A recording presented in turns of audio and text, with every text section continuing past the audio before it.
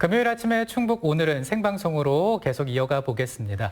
여러분은 물을 좋아하시는지 모르겠습니다. 사실 뭐 별맛 느껴지지 않기도 하는데 이 국물에 들어가면 아주 시원하단 말이죠. 그래서 날이 좀 쌀쌀해지면 많이 또 생각이 나는 것 같습니다. 네, 가을무는 맛없는 배보다도 훨씬 맛있다. 네. 이런 말씀들이 있고요. 가을무를 잘 저장해놨다가 겨울 내내 맛있는 국으로 또 생채로 이렇게 드시기도 합니다. 북한에서도 사실 이 가을무를 잘 활용하시고요. 무 요리가 많이 있다고 하는데요. 네. 과연 어떤 요리로 탄생하고 있을까요? 강원에서 전해온 소식을 함께 보겠습니다. 한국에서 요리에 가장 많이 쓰이는 알토란 같은 채소가 있습니다. 속을 시원하게 푸는 속풀이용으로도 알려져 있는데요. 북한에서도 그러면 사람들이 한 잔 딱 하고 나면 이런 아침에 이렇게 보고 그러니까 몸 팔자에 그런 게 있겠습니까?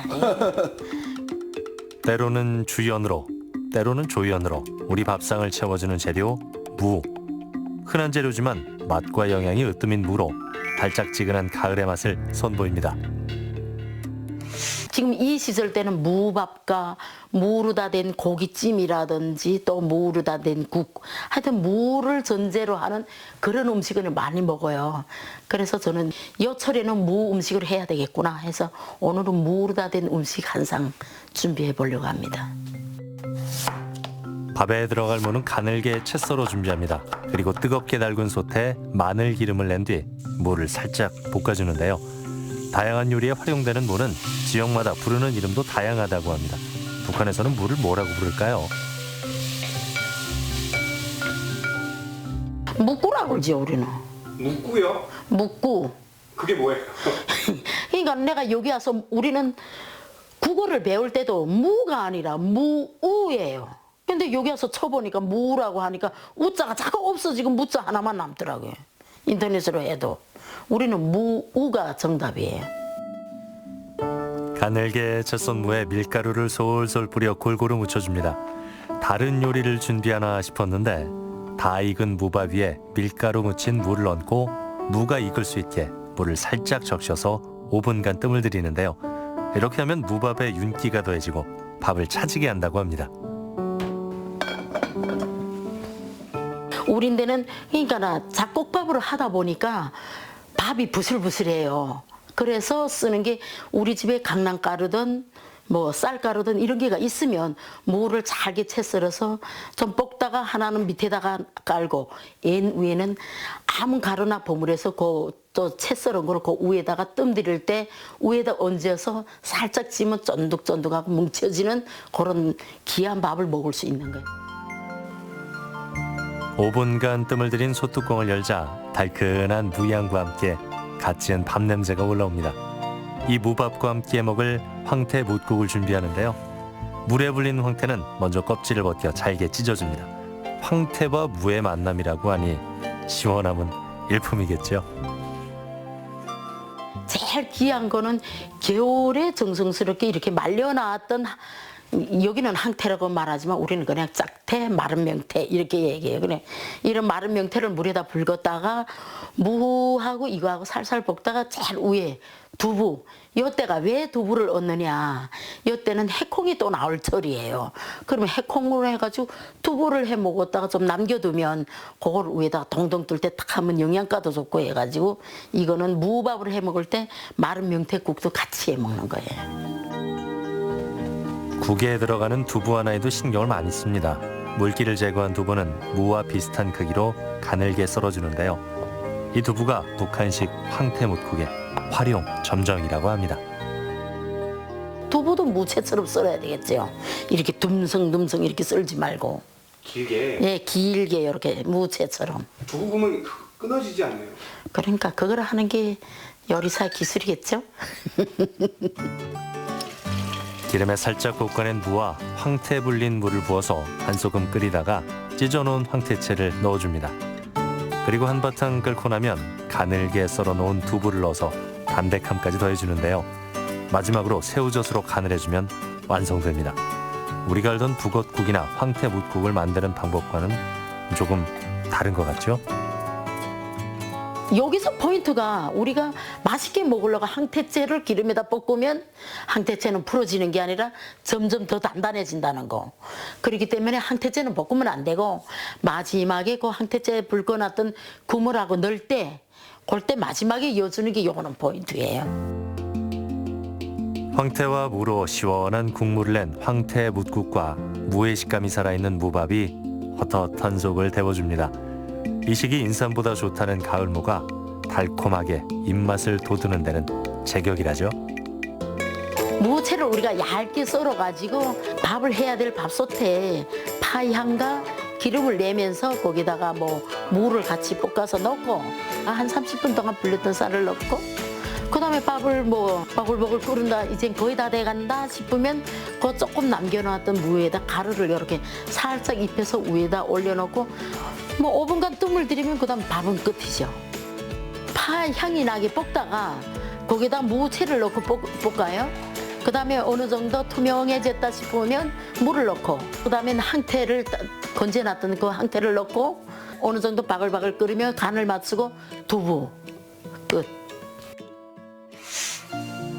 밥과 국을 장만했으니 이제 반찬을 만들 차례인데요. 재료들을 보아하니 다양한 종류의 고기가 눈에 띕니다. 고급스러운 요리를 준비하신 것 같은데요. 소고기, 돼지고기, 닭고기를 먹기 좋은 크기로 잘라주고 고기 양념을 만들어 양념이 잘 배도록 재워두는데요. 제철이라 단맛이 된 가을무를 고기와 함께 졸여내는 개성 무침은 날씨가 쌀쌀해지면 해먹던 개성의 영양식입니다. 이것도 가을에 먹는 거예요. 내가 안 넣자 말하듯이 우린 데는 냉장고가 없어요. 그래서 사람들이 땅굴을 파서 거기다 겨울에 묻어놨다 있으면 먹는 건데 없으면 이 절기에 먹을 수가 없어요. 근데 지금은 요 절기는 지금 무가 나오는 절기잖아요. 그러니까 무를 넣고 개성에서 이거 향토 음식으로 발전이 돼서 이걸 해 먹는 거예요. 그러니까 여기를 말하면 갈비찜하고 좀 비슷하다고 볼 수도 있어요. 어찌 보면. 무를 깍둑 썰어서 무르지 않도록 모서리를 둥글게 다듬어 주는데요. 탄수화물과 단백질, 지방 분해를 돕는 무를 듬뿍 넣어 소화까지 생각한 음식입니다. 특이한 거는 우리가 이렇게 물에다가 살짝 삶는 거예요. 아주 투명할 정도로. 이게 무하고 이거를 넣어서 익을 정도로 삶느라고 보면 무가 다 풀어지거나 하고 모양이 없는 것도 있잖아요. 그 다음엔 이거를 볶듯이 익히는 거예요. 그러니까 볶으면서 물을 한두 컵 정도 넣어가지고 좀 익었다 싶으면 그 다음에 우리가 무도 넣고 우리가 준비한 밤, 뭐 대추 뭐 넣고 싶은 것들이 있으면 더 넣어서 살짝 뜸을 들여서 간장으로다가 색깔을 내거나 아니면 집집마다가 여기 하는 방법이 다른 것도 있어요. 어떤 집은 또 국물을 먹게끔 하는 집도 있어요. 근데 우리는 오늘 여기 무국이 있기 때문에 저는 국보다도 찜으로 해서 좀 물기 없이 이렇게 반찬으로 먹을 수 있게 저희는 만들 거예요. 파기름을 내서 양념에 재워뒀던 고기를 볶아줍니다.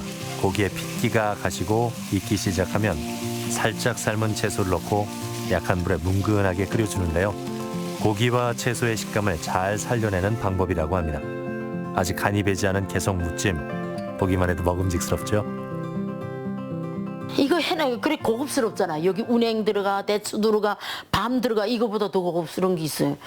여기가 이렇게 운행이고 밤이고 이런 게 막 흔하게 많지 우리들은 이렇게 흔하지가 않아요. 그러니까 개성 쪽에서 이런 음식이 난다는 자체는 고급이기 때문에 거기는 벌판이잖아요. 쌀도 나오고 하는 거기 때문에 옛날 왕들이 먹던 음식하고 비슷하게 향토 음식으로 이렇게 나오는 거예요. 무기력해진 몸을 보호하기 위해 몸에 좋은 재료와 고기를 한데 모아주려는 개성 무침이 근사하게 차려졌습니다. 3가지 고기가 야들야들하게 있고 무의 고기 맛이 배어들어 일품이라네요. 일단은 제일 특이한 게 무를 데치는 게 무를 투명하게 잘 데치는 거. 그다음에 고기는 뭐 얇게 너무 얇게 하면 또 씹는 식감이 없으니까 조금 두껍게 해가지고 살살살살 칼집을 넣고 저며서 양념을 해놨다가 물을 한 컵 넣고 볶으면서 국물이 나오면 그다음에 무, 밤, 대추 이런 거 준비한 거를 넣고 같이 졸인 다음에 간장으로 색깔을 내서 빼내면 이걸로 끝입니다. 예로부터 우리 조상들은 겨울을 대비해 가을이면 무를 꼭 먹었다고 하는데요. 영양 가득한 가을무로 차린 무밥상의 주인공은 10월에 농민상을 수상한 손재우 씨입니다. 무가 더 많지요 원래는. 근데 뭐 내가 여기 와서까지 그렇게 맨 무만 먹을 일이 뭐 있어요. 아무리 좋아도 고기가. 그렇죠. 예. 우리가 이제 만약에 통일이 되면 여기서 농사 짓던 사람들은 거기 가면 다 농촌기술지도원 해야 돼요. 그거 다 지도를 해주고 뭐 이렇게 하면 거기 사람들은 그 방법을 모르는 또 알려주면 거기서만 농사 지어도 우리 전 민족이 다 먹고 살 수도 있어요. 아, 그거 가능하죠. 농부는 땀과 눈물의 결실로 좋은 식재료를 제공하고 요리사는 재료에 맛과 멋을 더해 맛있는 음식을 만드는데요. 두 사람의 조화로운 만남처럼 남과 북의 관계에도 희망을 가지고 어울림의 한상을 차려냈습니다. 오늘 또 이래가지고 또 우리 사장님 덕분에 또 우리 흔히 이북 음식이라고 이북 음식 남한에서 이북 음식 새로운 경험을 했고 참 뭐 하루 빨리 통일돼 가지고 이북 음식 남한 음식 같이 나눠 먹을 수 있고 뭐 농업도 저는 농사꾼이니까 농업도 그렇고 뭐 공업도 그렇고 여러 가지 또 힘을 합쳐 가지고 뭐 세계로 한번 나갈 수 있는 그런 날이 오겠죠. 오겠죠. 기다려야죠. 열심히 노력해야죠. 만들어 보죠. 그래 만들어가는 네. 세상은 만들어가는 거죠. 국, 김치, 조림 등 요리에 다양하게 활용되는 무는 버릴 게 하나 없는 국민 채소인데요. 단단하게 뿌리 내리고 있는 한민족, 남과 북의 만남도 우리에게 가져올 변화가 끝이 없습니다. 그 변화의 두려움보다는 무궁무진한 잠재력으로 발전하는 평화의 날을 기대해 봅니다. 맞아요. 입맛은 사실 다 같은데요. 네. 맛있는 거 다 알잖아요. 촉촉하게 익으면 고기 영양소가 막 간이 쫙 배가지고 무가 진짜 맛있고요. 뭐 비타민도 많고 또 무기질도 많이 들어있고요. 네. 바로 그 맛이 우리가 느끼던 이북 음식의 맛도 우리가 느끼던 바로 그 맛은 아닐까라는 생각을 한번 해봤어요. 맞습니다. 앞서 소개가 된 그 무밥에 뜨끈한 황태 묵국에 그리고 반찬으로 개성 무찜까지 있으면 아주 그 영양도 많고 그리고 완벽한 밥상이 되지 않을까 싶은데요. 오늘 점심이나 저녁 때 한번 챙겨보시면 어떨까 싶네요.